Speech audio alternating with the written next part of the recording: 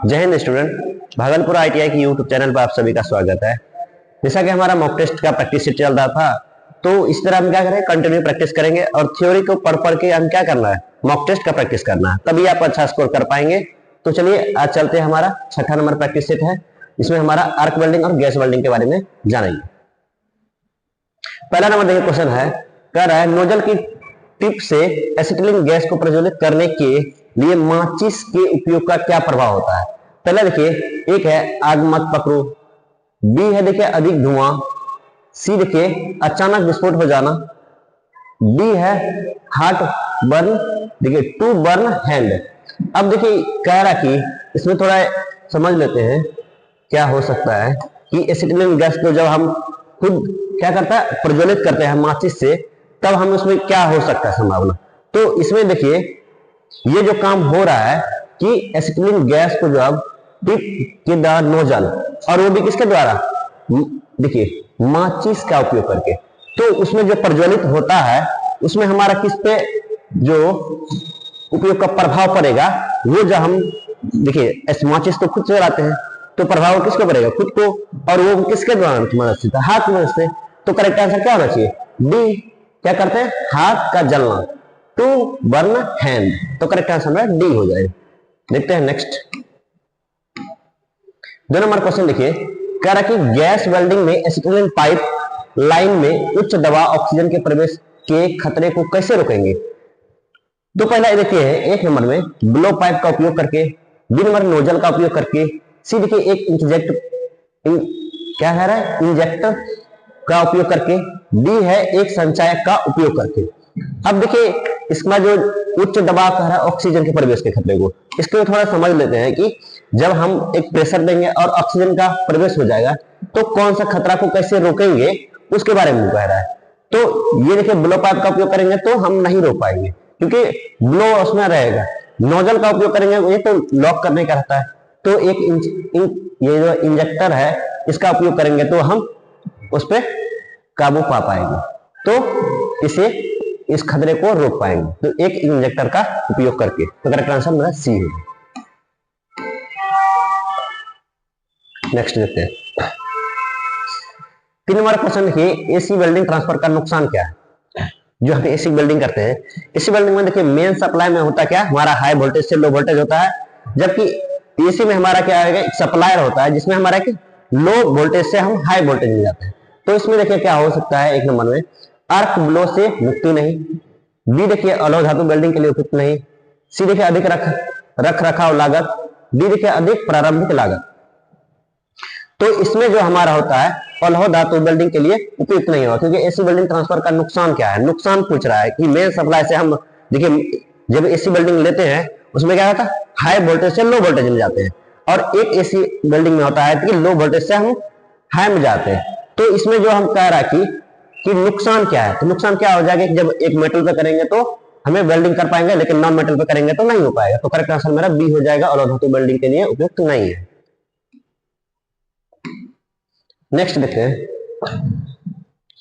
CO2 welding में वायु मिश्रित गैस के कारण कौन सा दोष उत्पन्न होता है। अब देखिए क्या है, CO2 कार्बन डाइऑक्साइड के बारे में बोल रहा है कि मिश्रित गैस के कारण कौन सा दोष होता है। अगर हम देखिए मिश्रित कैसे हो जाएगा कि जब दो गैस को क्या करेंगे, आपस में मिलाएंगे तो मिश्रण हो जाएगा। जब ये दोनों मिला के यूज करेंगे तब हम क्या, इसमें जो दोष उत्पन्न होगा इसके बारे में कह रहा है। पहले देखिए अधूरा पेनिट्रेशन, भी देखिए कमजोर और झरझरा वेल्डिंग, देखिए क्या आ रहा है अत्यधिक चौड़ा बीड, और यहाँ ओवरलैप करें और रन आउट हो जाए। अब देखिए कि CO2 जो जब 2 से अधिक गैस को मिलाएंगे तो क्या होगा कि मिश्रण हो जाएगा। जब उसमें हम उसका उपयोग करेंगे जब वेल्डिंग के दौरान, तो हम क्या करें, दोष उत्पन्न हो जाएगा। तो दोष उत्पन्न होने के कारण हो जाएगा कि जब हम किसी दो मेटल को जोड़ेंगे तो वो क्या होगा, कमजोर और झरझरा हो जाएगा, जिससे हमारा वेल्डिंग जो ज्वाइंट कर रहे हैं वो क्या होगा, झरझरा हो जाएगा, तो जल्दी टूट जाएगा। तो करेक्ट आंसर मेरा बी हो जाएगा। देखते हैं नेक्स्ट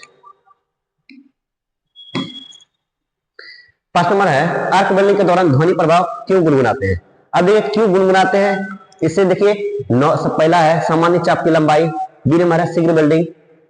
देखिए शीघ्र वेल्डिंग है लघु चाप की लंबाई, ये वेल्डिंग लंबी चाप की लंबाई, तो इसमें देखिए, इसके बारे में थोड़ा समझ लेते हैं कि जब आर्क वेल्डिंग के दौरान जब हम कोई वेल्डिंग करते हैं, दो पार्ट को जोड़ना क्या कहता है, या फिर देखिए प्रेशर देके या फिर गला के जब किसी पार्ट को हम जोड़ते हैं या फिर ज्वाइंट बनाते हैं, देखिए क्या करते हैं, ज्वाइंट बनाते हैं। तो हम जब ये इस आर्क वेल्डिंग का यूज करेंगे तो हमें क्या कर रहा है, आवाज हो रही है। आवाज होने का रीजन क्या हो सकता है, जब हम यहां से वहां तक एक लंबाई डिस्टेंस होता है, जब हम कोई भी ये दोनों पार्ट है, मान लीजिए ये क्या है, दो पार्ट है, इस दो पार्ट को हम क्या कर रहे हैं, इस कॉर्नर को जोड़ रहे हैं, जो ये पार्ट है इसको जोड़ रहे हैं। जब इस तरह से हमें देखिए बहुत सारा ज्वाइंट होता है, हमारा आर्क ज्वाइंट होता है, ये आर्क ज्वाइंट का बिल्डिंग होता है। जब ज्वाइंट की बात होता है तो हम बट ज्वाइंट करते हैं, टी ज्वाइंट करते हैं, कॉर्नर ज्वाइंट करते हैं और ए ज्वाइंट करते हैं। इसमें कह रहा है ध्वनि प्रभाव क्यों गुनगुनाते हैं, गुनगुनाने का काम है कि जब लंबाई, चाप की लंबाई बढ़ता है तभी हम ये सब गुनगुनाने की आवाज होता है। करेक्ट आंसर क्या है, लॉन्ग आर्क लेंथ।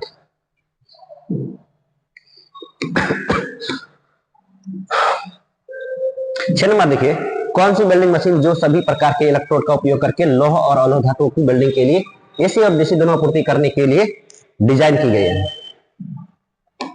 डिजाइन की गई है, इसमें देखिए पहला है रेक्टिफायर सेट, बी है ट्रांसफर सेट, सी है इंजन जनरेटर, डी है मोटर जनरेटर।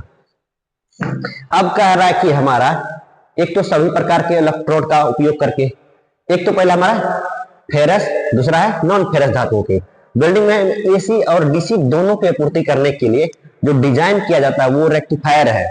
ये रेक्टिफायर क्या करता है, एसी से डीसी में क्या करता है, दोनों का उपयोग करता है और मेटल नॉन मेटल दोनों के लिए जो वेल्डिंग का काम करता है। तो रेक्टिफायर है ऐसा जो ये दोनों का काम करता है। तो करेक्ट आंसर में ये हो जाएगा। देखते हैं नेक्स्ट,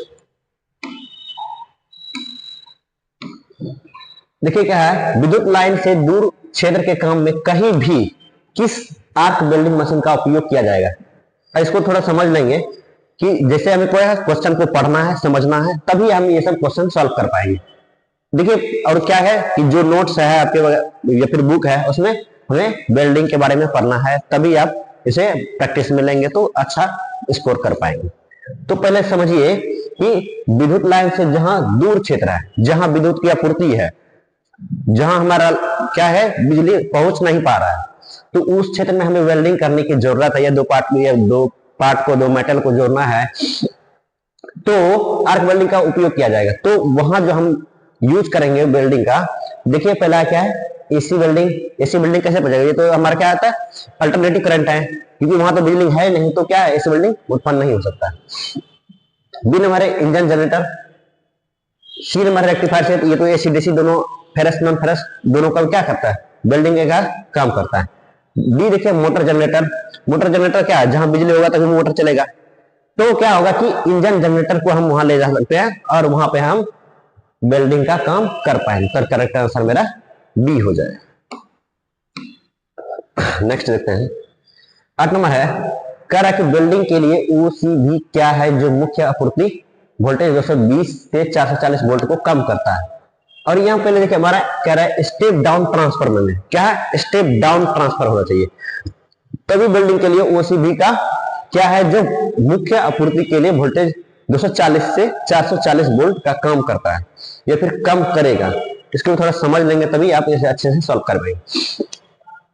जब हम स्टेप डाउन ट्रांसफर में वेल्डिंग के लिए ओसीबी का क्या काम है जो मुख्य आपूर्ति 220 से 40 के बीच कम करता है, तो कम करने का रीजन है पहले देखिए 340 से इसके 20 होना चाहिए, ना कि इससे ज्यादा। लेकिन ये देखिए ये तो हमारा देखिए मल्टीपल है, तो इससे हमें क्या करना चाहिए, इससे कम और इससे भी कम। इससे हम क्या करना चाहिए, जैसे हमारा की रेंज होता है, रेंज होता है हमारा क्या, एक 30 से 100 होता है, 20 से 100 होता है, लेकिन हमारा यहाँ दिया हुआ है पहला 30 से 20 वोल्ट।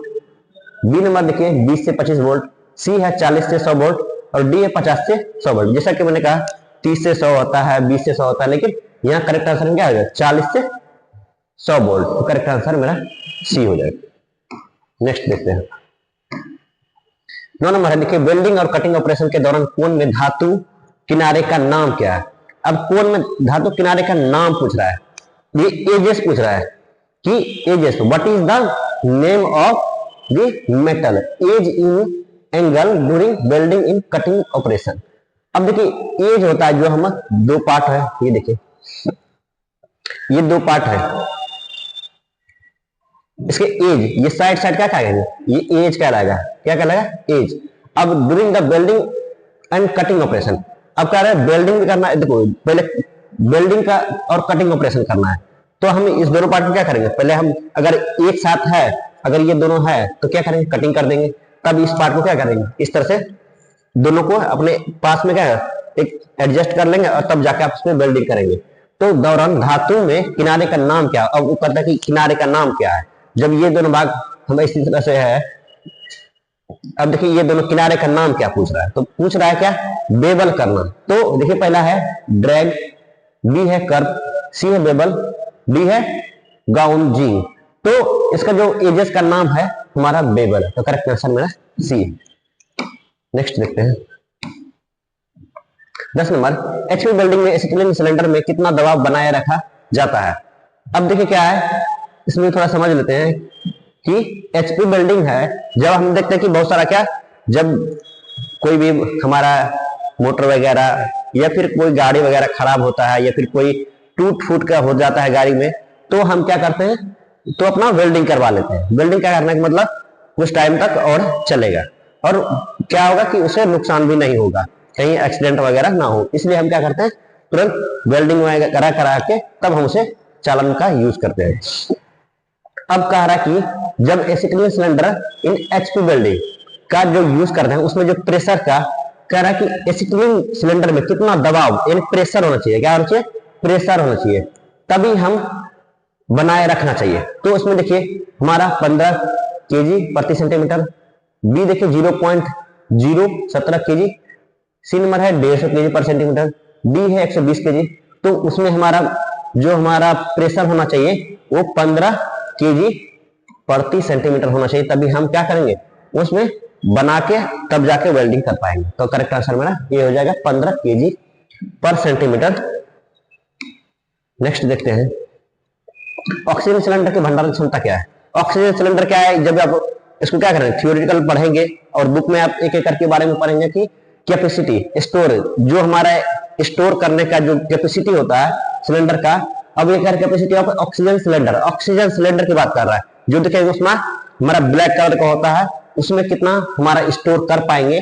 तो देखिए पहला है ए नंबर 15 वर्ग मीटर, बी है 14 वर्ग मीटर, सी है 7 वर्ग मीटर, डी है 10 वर्ग मीटर। तो ऑक्सीजन सिलेंडर जो हमारा ब्लैक कलर का होता है, ये भी आप लोग से पूछा जाएगा कलर किस कलर का होता है, तो ऑक्सीजन सिलेंडर ब्लैक कलर का होता है। उसमें जो स्टोरेज कैपेसिटी होता है उसमें होता है 7 मीटर क्यूब होता है। तो करेक्ट आंसर मेरा सी हो जाएगा। नेक्स्ट, यदि नोजल मोटर पुल को छूता है तो क्या होगा, तो क्या होगा इसमें देखते हैं। तो इसको थोड़ा समझ ही लेंगे, तो आप समझ समझ के पढ़ना है, ये नहीं कि रट लेना है, रटिएगा तो बार बार गलती होगा, आप अच्छा स्कोर भी नहीं कर पाएंगे। इसलिए हमें समझना चाहिए कि nozzle touches the molten pool, जो छुएगा तो क्या होगा, पहला फ्लैशबैक, सी है स्पार्क, डी है स्मोक, पहला है बैक फायरिंग।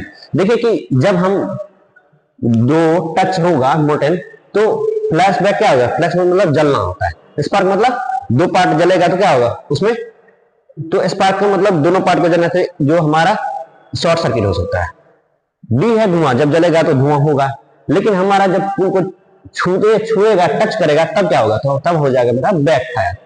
तो करेक्ट आंसर मतलब बैक कर देगा। तो करेक्ट आंसर मेरा ए है। नेक्स्ट देखिए ये जो वेल्डिंग का पूछ रहा है arc welding, arc welding is more, ये देखो ये जोड़ का नाम बताइए, तो इसमें समझ जाए कि ये इस दोनों कोने को जोड़ रहा है, तो इसमें हमें समझ के ये दो कोई पार्ट है, तो इसमें देखिए पहला है ए प्लस कॉर्नर ज्वाइंट, बी है फुल ओपन कॉर्नर ज्वाइंट, सी है single flat fillet left joint, देखिए डी है हाफ ओपन कॉर्नर ज्वाइंट। अब ये देखिए परिपूर्ण जोड़ने का मतलब होता है कि दोनों पार्ट को इस तरह से रखे, लेकिन ये क्या है देखिए ये कंप्लीट नहीं, हाफ हाफ जोड़ रहा है। या देखिए यहां से दिख रहा है कि आप ये देखिए कंप्लीट, यहां से हमारा गेबिंग दिख रहा है, ये देखिए बीच में हमारा गेबिंग दिख रहा है, इसको क्या रहा है मतलब कंप्लीट फुल नहीं जोड़ रहा है, हाफ जोड़ रहा है, इसे क्या कहेंगे हाफ ओपन कॉर्नर ज्वाइंट। तो करेक्ट आंसर मेरा क्या हो जाएगा, तो डी है हाफ ज्वाइंट कर रहा है, तो इसका मतलब correct answer half open corner joint होता है। करेक्ट आंसर मेरा डी है। 14 नंबर देखिए, एसी वेल्डिंग ट्रांसफर का क्या कार्य है। जो हमारे एसी वेल्डिंग जिसमें बताए हुए हैं कि इसमें मेन सप्लाई होता है हाई वोल्टेज से लो वोल्टेज, और एक होता है कि एसी में सप्लाई में लो वोल्टेज से हाई वोल्टेज। तो इसमें देखते हैं कि क्या होता है एसी वेल्डिंग ट्रांसफर में क्या कार्य है। यह उच्च वोल्टेज और निम्न धारा एम्पीयर में परिवर्तित होता है। यह उच्च वोल्टेज और उच्च धारा एम्पीयर परिवर्तित करता है। यह कम वोल्टेज और कम करंट एम्पीयर परिवर्तित करता है। यह निम्न वोल्टेज उच्च धारा एम्पीयर परिवर्तित करता है। इसे बताया है कि एसी वेल्डिंग है, तो एसी वेल्डिंग हम बताए हुए हैं कि जब मेन सप्लाई की बात करें तो हाई वोल्टेज से लो, लेकिन जब मेन सप्लाई एसी में कहा जाए तो एसी सप्लाई तब रहेगा कि हमारा यह निम्न वोल्टेज से उच्च धारा एम्पीयर में परिवर्तित होगा। तो करेक्ट आंसर क्या हो जाएगा मेरा डी। नेक्स्ट, एक पास में जमा होने वाले धातु को क्या कहते हैं। अब एक पास हो रहा है, तो देखिए ड्यूरिंग द वन पास, तो एक एक करके पास हो रहा है। क्या कर रहा है, जो एक एक करके पास हो रहा है, पहले देखिए ये है बैकिंग रनिंग, बी है रन, सी है रूट रन, डी है देखिए सेलिंग रन। देखो जब हमारा एक एक करके पास होगा तो देखो कंटिन्यू क्या होता है, पास होते रहता है। इसका मतलब कि रनिंग में रहेगा, तो वो रन करेगा तब एक एक करके पास होगा। तो कॉल देखिए call the metal deposit during one pass, तो एक एक करके पास हो रहा है तो कंटिन्यू पास हो जाएगा, तो स्पीड में पास करेगा तो रनिंग वगैरह हो जाएगा, तो उसे वहां हमारा हो जाएगा रन। तो करेक्ट आंसर मेरा बी हो जाएगा, रनिंग प्रोसेस का होगा। वेल्डिंग में गर्म धातु को संभालने के लिए किस हाथ के उपकरण का प्रयोग किया जाएगा। अब देखिए क्या है कि इसमें थोड़ा समझेंगे तभी हम कोई क्वेश्चन कर पाएंगे। पहला है देखिए शावेल, बी नंबर है स्मिथ, देखिए पोकर, डी है टोंग्स। अब कह रहा है कि which handle tool use handle the hot metal in welding. देखो गर्म धातु को संभालने के लिए किस हाथ का उपकरण का प्रयोग करें। इसमें जो गर्म जो है हाथ से संभालने का बात कर रहा है कि इसमें से कौन सा यूज करेंगे। देखिए शावेल हम यूज नहीं करते, जब उसमें पढ़ेंगे तो बहुत सारा इसमें इस तरह से आएगा। ये सब का क्या है, इसके बारे में वो सपोर्ट नहीं करता, वो हाथ नहीं करता है। लेकिन टोंगस ऐसा है जो हैंडल से उपकरण का पकड़ता है और सपोर्ट काम करता है।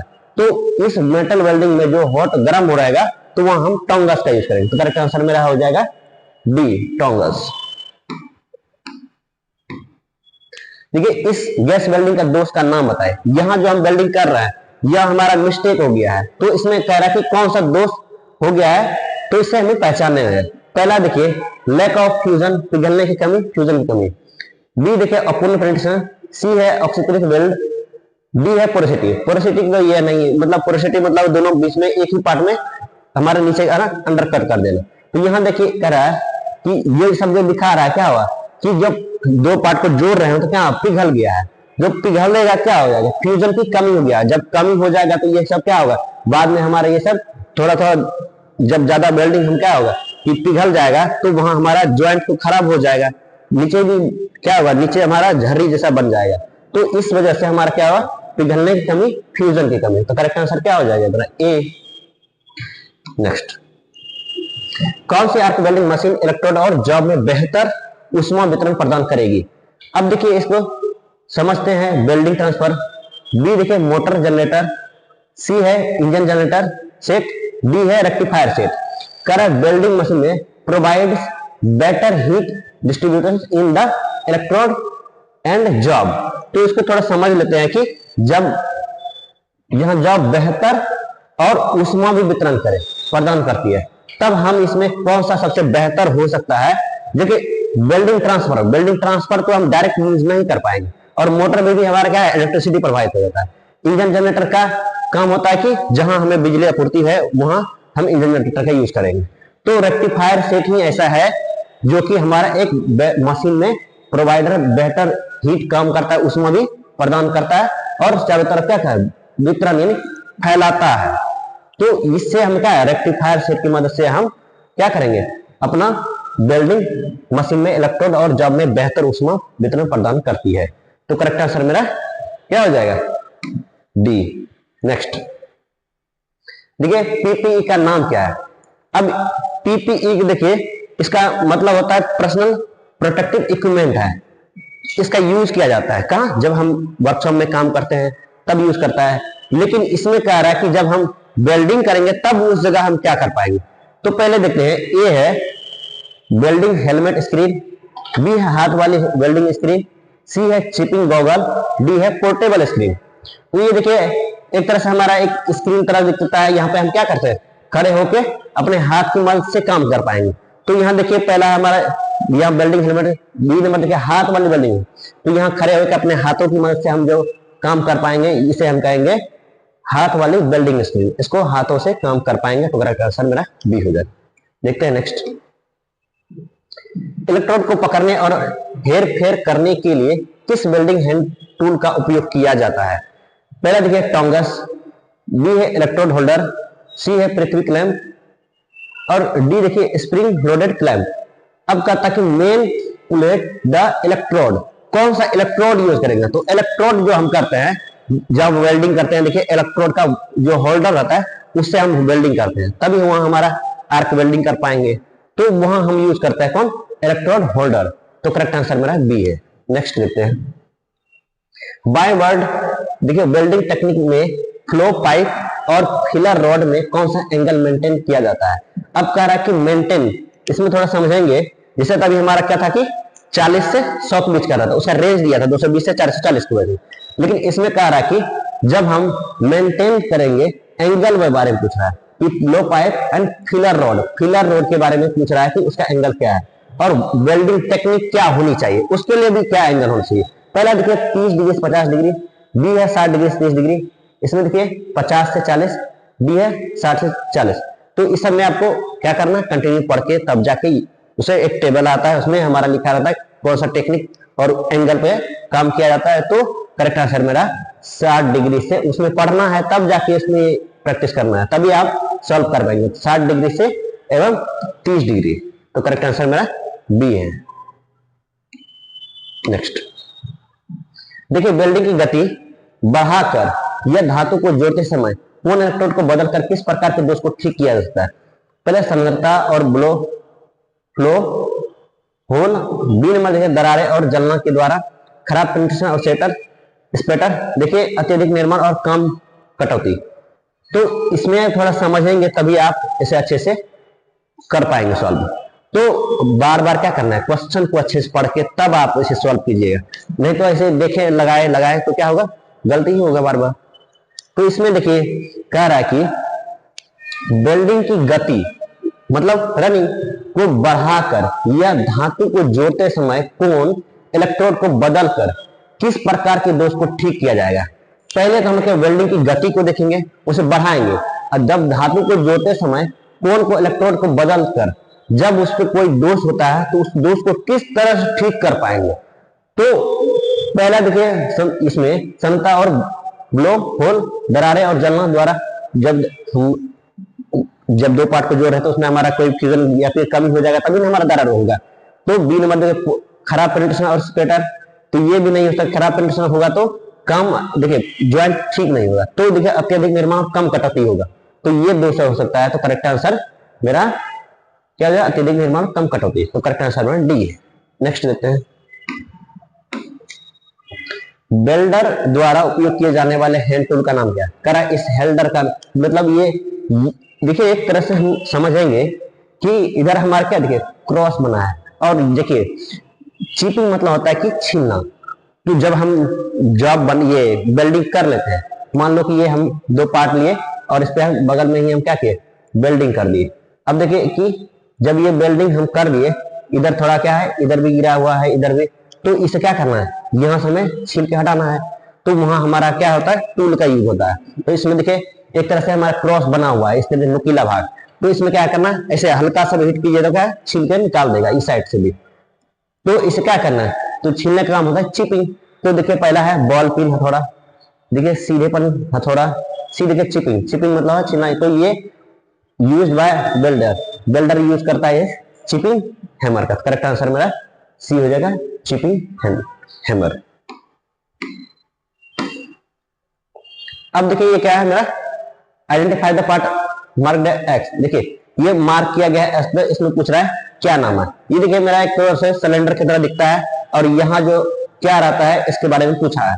पहला देखिए सुरक्षा प्लग, बी है बल्ब स्पिंडल, सी देखिए घुलनशील एसिटिलीन, डी है स्टील की बोतल। अब देखो यहाँ जो हमारा था ऊपर में नहीं रहता लेकिन नीचे में हमारा एक्स का मेंशन किया गया है। ऊपर का भी हमारा लॉक रहता है लेकिन उसमें ये राइट स्क्रू रहता है और लेफ्ट रहता है। तो यहाँ वाला पूछा है तो इसका बात कहेंगे तो ये सेफ्टी प्लग है। इसे सेफ्टी प्लग इसीलिए लगा रखता है ताकि उसमें हमारा गैस बाहर ना आ जाए, तो इसे हम कहेंगे सेफ्टी प्लग। करेक्ट आंसर मेरा ए हो जाएगा। नेक्स्ट देखते हैं,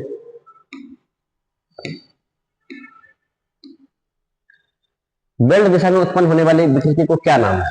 देखिए कह रहा है लॉन्गिट्यूडिनल विकृति, बी है बेंडिंग विकृति, सी है कोणीय विकृति, डी है ट्रांसवर्स विकृति। तो अब कह रहा है बेल्ट दिशा में, जब कोई बेल्ट दिशा मतलब थोड़ा तिरछा करके और बेल्ट डायरेक्शन मतलब कोई दिशा में करना है, उत्पन्न होने वाली विकृति, कोई विकृति मतलब क्या होता है कि मुड़ जाना, सही वेल्डिंग नहीं होना। तो ये सब कह रहा है कि ये विकृति क्या नाम हो सकता है। तो ये जो है हम लॉन्गिट्यूडिनल मतलब एक लंबवत होना चाहिए, थोड़ा हमारा देखिए कह रहा है वर्टिकली में, उसे कहता है लॉन्गिट्यूडिनल। तो उस काम में होता है हमारा करेक्ट आंसर लॉन्गिट्यूडिनल विकृति होता है, उसी का नाम है जो बेल्ट दिशा में उत्पन्न होने वाली है। तो करेक्ट आंसर बना ये हो जाएगा। इसी तरह क्या करना है, प्रैक्टिस सेट लगाना है और थ्योरी के साथ साथ इसको प्रैक्टिस करना है, तब आप इसे एक एक करके प्रैक्टिस कर लेंगे और सीबीटी से काम अच्छा। तो क्या है लॉन्गिट्यूडिनल विकृति है। तो इस तरह से क्या करना है, प्रैक्टिस करना है और आप इसे जब तक आपका पेपर पे नहीं हो जाए तब तक इसे प्रैक्टिस करते रहना और आप उस देखिएगा सीबीटी में इसे अच्छे स्कोर कर पाएंगे। तो इसी तरह आप वीडियो में बने रहना है और जो लोग सब्सक्राइब नहीं किए सब्सक्राइब कर लेंगे। तो आप जो उसके पास वीडियो नहीं पहुंच रहा है वो दोस्त द्वारा शेयर कर लेंगे। तो इसी के साथ बने रहिए। Thank you.